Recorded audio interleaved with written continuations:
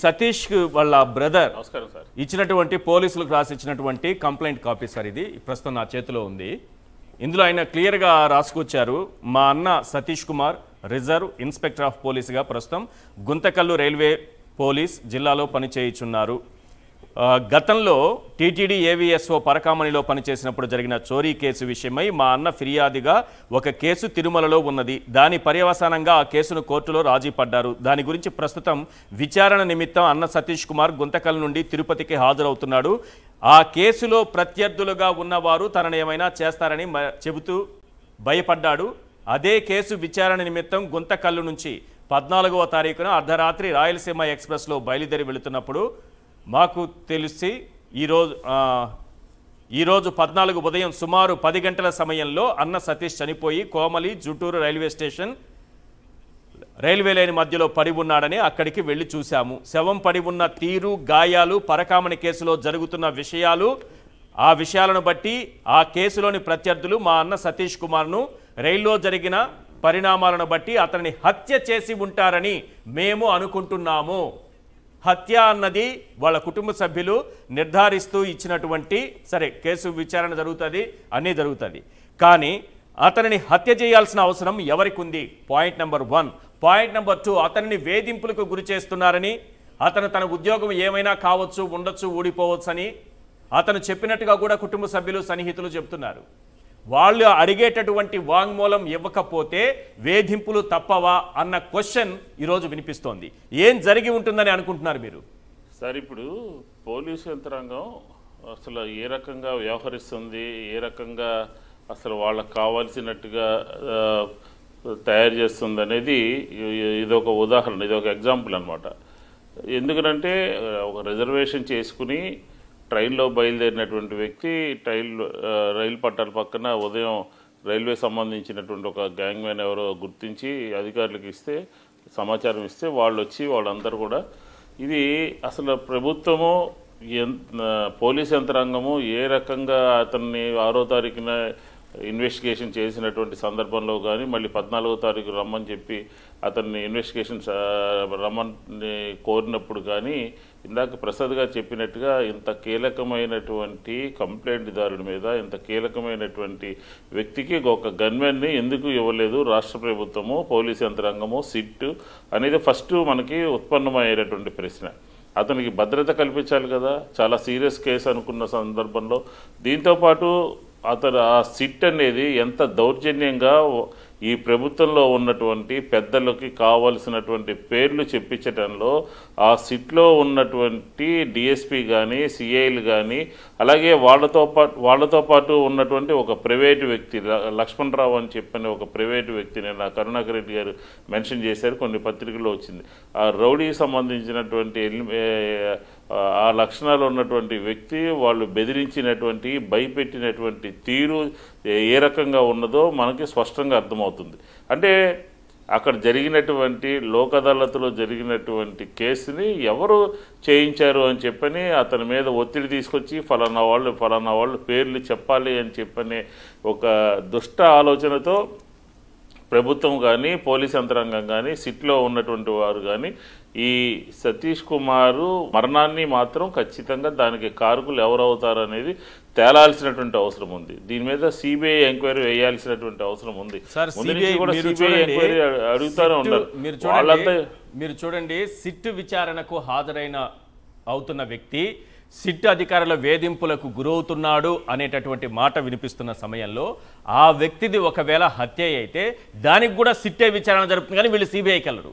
అది సిట్టే, ఇది సిట్టే, అన్నిటికీ సిట్టే.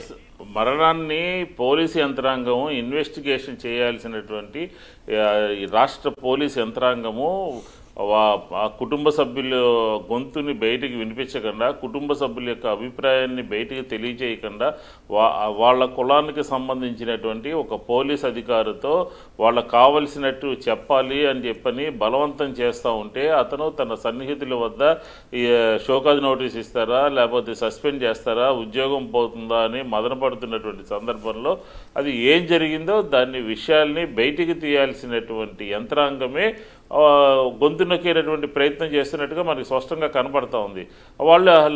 వాళ్ళు హత్య అని చెప్పని జీఆర్పీ పోలీసులు ఏ రకంగా, ఏ ఆధారాలతో, ఏ రకంగా అతనికి సాక్ష్యం చెప్పే దాని మీద వ్యతిరేకంగా ఉన్నటువంటి వాళ్ళు కంప్లైంట్ చంపాలని ప్రయత్నం చేశారు, చంపడానికి ప్రయత్నం చేశారు, చంపారని చెప్పని ఇస్తారు.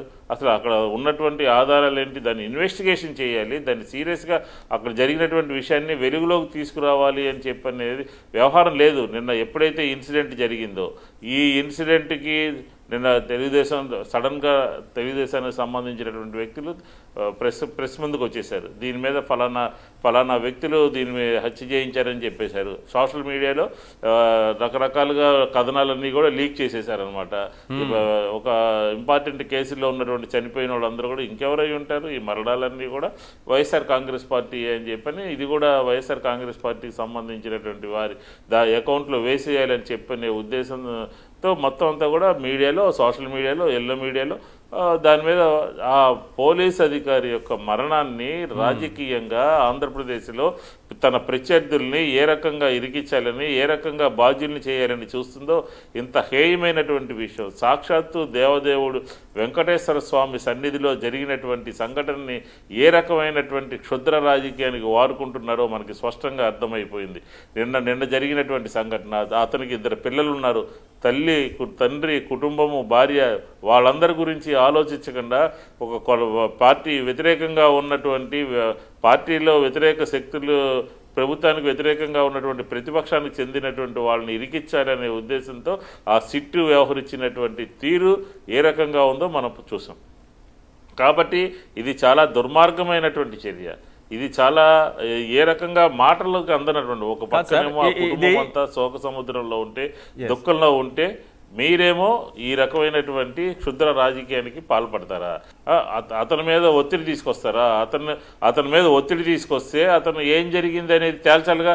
ఈరోజు మేము ఏదన్నా ఒక మాట వాస్తవం చెప్పినప్పటికీ కూడా దాన్ని వైఎస్ఆర్ కాంగ్రెస్ పార్టీ ఈ రకంగా చెప్తుంది అని చెప్పని దాన్ని తిప్పి మళ్ళీ మాట్లాడేటటువంటి పరిస్థితి ఉంది. కాబట్టి ఈ మరణాన్ని, అతను ఏవిఎస్ఓ చనిపోయినటువంటి సతీష్ యొక్క మరణాన్ని సిబిఐ ఎంక్వైరీ ద్వారా మాత్రమే వెలుగులోకి తీసుకురాగలుగుతాం, నిజాలు నిగ్గు తేల్చగలుగుతాం. ఎందుకంటే మసిపూసి మారేడుకాయ చేశారు. నిన్న సంఘటన జరిగినటువంటి వెంటనే వైఎస్ఆర్ కాంగ్రెస్ పార్టీ అకౌంట్లో వేసేసేయాలని చెప్పిన ఉద్దేశంతో దుష్ప్రచారం స్టార్ట్ చేశారనమాట. సోషల్ మీడియాలో, అలాగే పత్రికల్లో, టీవీల్లో ఆల్రెడీ హత్య కేసు కింద నమోదు చేశారంటే పోలీసులు ఎంతటి అధికార దుర్వినియోగానికి పాల్పడుతున్నారో, మసిపూసి మారేడుకాయ చేయాలనే ప్రయత్నం చేస్తున్నారో మనకి స్పష్టంగా అర్థం అవుతుంది.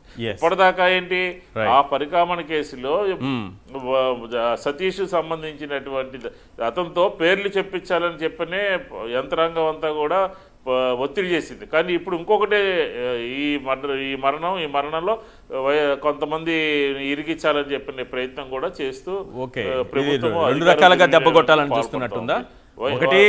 ఒకటి అతనితో బలవంతంగా తప్పుడు వాంగ్మూలం ఇప్పించి ఒక రకమైన దెబ్బ కొట్టడం, అతని హత్యని కూడా ఇంకొక రకంగా దెబ్బ కొట్టడం. అతని హత్యను కూడా మళ్ళీ దీని కిందే వాడుకునేది. దాన్ని ఎవరైతే రాజీ చేయమన్నారు, ఎవరైతే పెద్దలు ఉన్నారు, ఎవరైతే అక్కడ ఉన్నటువంటి పదవుల్లో ఉన్నవారు, వారందరి పేర్లు కూడా చేసేటటువంటి కార్యక్రమానికి తెరలేపారని చెప్పి 2 రకాలుగా చేయాలని చెప్పి ఇదంతా కూడా వెంకటేశ్వర స్వామికి సంబంధించినటువంటి వ్యవహారంలో ఈ రకంగా ఎవరైతే పాత్ర పోషిస్తారో, ఎవరైతే ఈ రకంగా వాడుకోవాలని చూస్తారో మరి స్వామివారి మామూలుగా ఉండదు.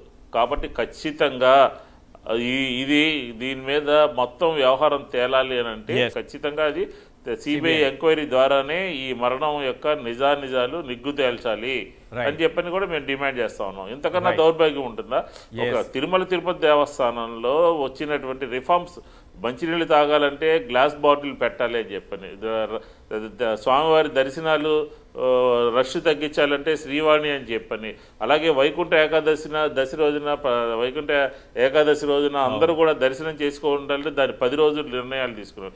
గుడికో గోమాత అని చెప్పని మా ప్రభుత్వంలో తిరుపతి దేవస్థానంలో దేదీప్యమానంగా వెలిగిపోతే ఇలాంటి రాజకీయం చేయడం కోసం ఇలాంటి కార్యక్రమాలు తీసుకునేటటువంటి పరిస్థితి ఈరోజు ఆంధ్రప్రదేశ్ ప్రభుత్వం చేస్తుందని చెప్పి ఈ సందర్భంగా చెప్తాను.